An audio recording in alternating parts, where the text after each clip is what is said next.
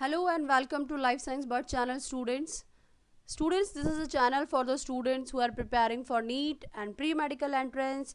So students, in today's lecture we will discuss cell the unit of life और इसके अंदर आज हम पढ़ेंगे microbodies, peroxisome, spherosome, glyoxysome, ribosome and inclusion bodies.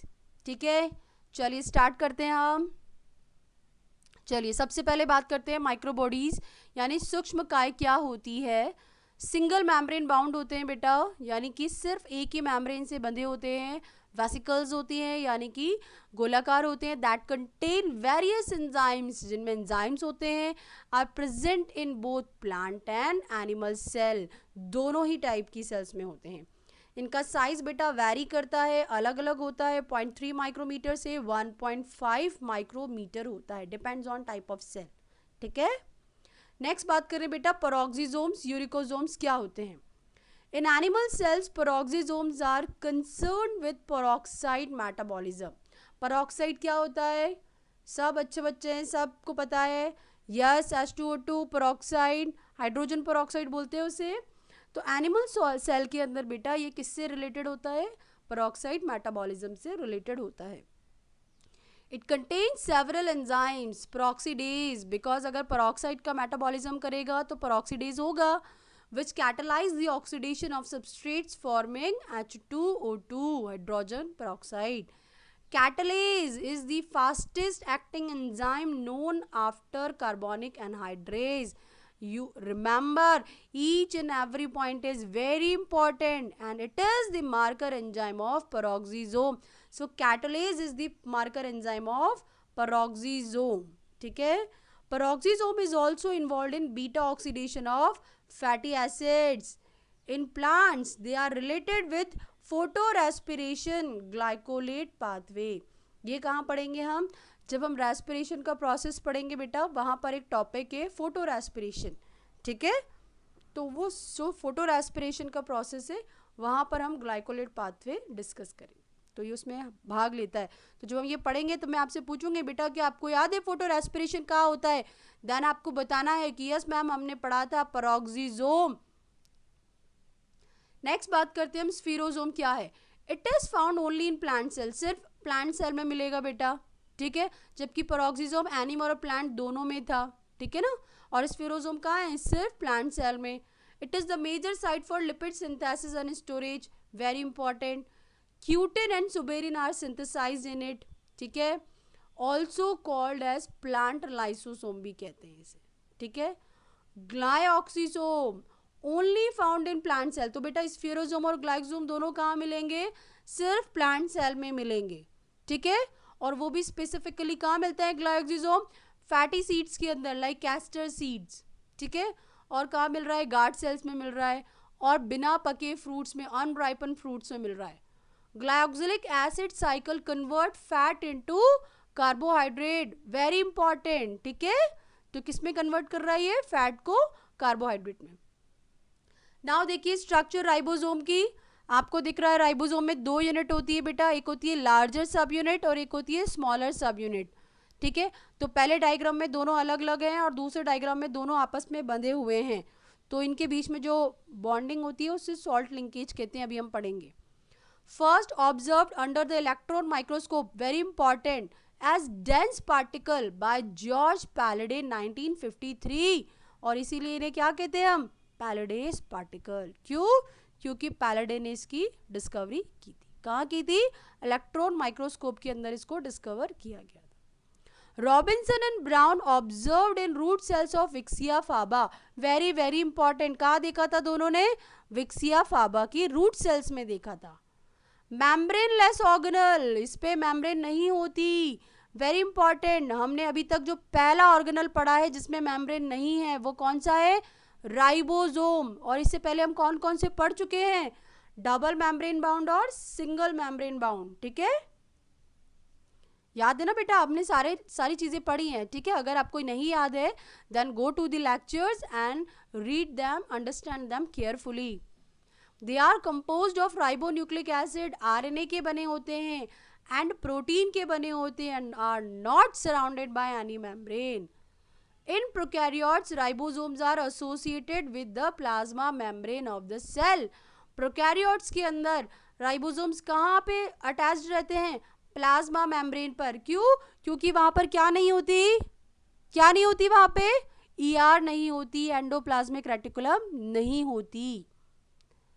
In eukaryotes, it is ATS ribosome attached on nuclear membrane and ER membrane. Eukaryotes में तो ER होती है और न्यूक्लियर मेम्ब्रेन भी होती है. और यूकैरियोट्स के अंदर कौन से राइबोसोम होते हैं? ATS. जबकि प्रोकैरियोट्स में कौन से होते हैं बेटा? 70S. Here S. अब इस एस का क्या मतलब है? एस का मतलब होता है Svedberg unit. Stands for the sedimentation coefficient. ठीक है, अवसादन गुणांक सेडिमेंटेशन कोएफिशिएंट के लिए बताती है. It is indirectly a measure of density and size. ठीक है, डेंसिटी और साइज को दर्शाता है. Absent in mature sperm and mammalian RBC, दोनों में नहीं होती.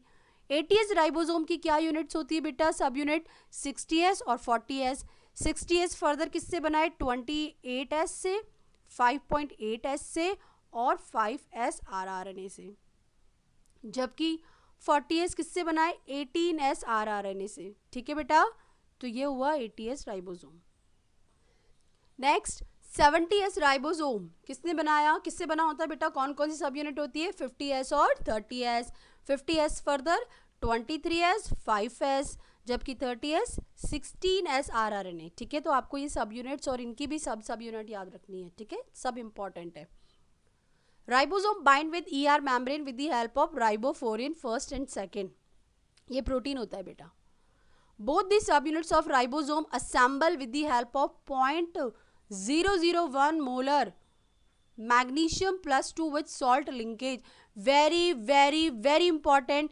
ये चीज़ हम आपसे तब भी पूछेंगे जब हम प्रोटीन सिंथेसिस पढ़ेंगे, जब हम ट्रांसलेशन का प्रोसेस देखेंगे जेनेटिक्स के अंदर, वहाँ पर हम इसे डिस्कस करेंगे. तब मैं आपसे पूछूंगी बेटा कौन सा एलिमेंट, कौन सा आयन जो होता है वो इम्पॉर्टेंट होता है राइबोसोम की जो सॉल्ट लिंकेज होती है उसमें. यानी कि सॉल्ट लिंकेज किस में होती है? स्मॉलर एंड लार्ज सब यूनिट जब आपस में बाइंड होती है. ठीक है.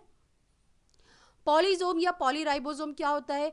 जब बहुत सारे राइबोसोम एक सिंगल mRNA पर चेन की तरह जुड़े हुए होते हैं. Ribosome is also called protein factory या सेल इंजन. ये हम ऑलरेडी देख चुके हैं. इंक्लूजन बॉडीज क्या होती है? अंतर्विष्ट पिंड क्या होते हैं? ये reserve material in prokaryotic cells are stored in the cytoplasm in the form of inclusion bodies. Basically prokaryotic cells के अंदर बेटा बहुत ज़्यादा मिलता है ये, जो कि रिजर्व मटेरियल की तरह फूड को स्टोर करने के काम आता है. These are not bound by any membrane system and lie free in the cytoplasm. कोई membrane नहीं होती, फ्री होते हैं साइटोप्लाज्म में. जैसे फॉस्फेट ग्रेन्यूल्स होते हैं, साइनोफाइसिन ग्रेन्यूल्स होते हैं, ग्लाइकोजन ग्रेन्यूल्स होते हैं. Gas vacuoles are also found in blue green and purple green photosynthetic bacteria. Starch grains in plant cells, potato tuber, etc. Fat droplets in fat storing cells in adipocytes of animals. Seeds, dry fruits, endosperm of castor, coconut and cotyledon of groundnut. बेटा ये सारे important examples हैं. ये जो starch granule grain वाला हमने देखा है, जो फैट ड्रॉपलेट्स हमने देखी, ये सब बहुत इंपॉर्टेंट एग्जाम्पल्स हैं. तो इनको आपको अच्छे से ध्यान से याद करना है. ग्लाइकोजन लेयर्स एनिमल मसल्स के अंदर. ठीक है, एनिमल्स की मसल्स के अंदर कौन सा सब्सटेंस होता है? ग्लाइकोजन. फैटिक के लिए होता है ना जिम्मेदार, अगर बहुत ज़्यादा स्टोर हो जाता है तो. एल्यूरोन लेयर, एल्यूरोन वर्ड किससे रिलेटेड है? प्रोटीन से. तो stored protein in cereal seeds. Inorganic crystals, cystolith जो कि कैल्शियम क्लोराइड का डिपोजिशन होता है. फिर कैल्शियम ऑक्सलेट जिसके एग्जांपल्स है क्या? Raphides and sphaeraphides and silica. Organic excretory materials, alkaloids, glycosides, tannins, resins, gums, latex and essential oils. ठीक है, तो ये हुआ बेटा क्या? माइक्रोबॉडीज, सुष्मकाय, spherosome, glyoxysome in plant cells only, peroxisomes both in plants and animal. ठीक है, फिर राइबोसोम. ठीक है, ATS और 70S, फिर इंक्लूजन बॉडीज. तो आज के लेक्चर में हमने जितना भी सेल साइटोप्लाज्म के अंदर न्यूक्लियस को छोड़कर बाकी जितना भी रेस्ट ऑफ द पार्ट है और एक सेंट्रोजोम को छोड़कर हमने बाकी सब लगभग कवर कर लिया। ठीक है बेटा। सो आई होप बेटा आपको आज का लेक्चर समझ आ गया होगा। अब हम मिलते हैं आपसे अगले लेक्चर में। तब तक आप पढ़ते रहिए, अपनी तैयारी करते रहिए और अपनी notes time to time prepare करते रहिए। ठीक है बेटा, चलिए मिलते हैं आपसे अगली क्लास में। तब तक all the best. Bye students.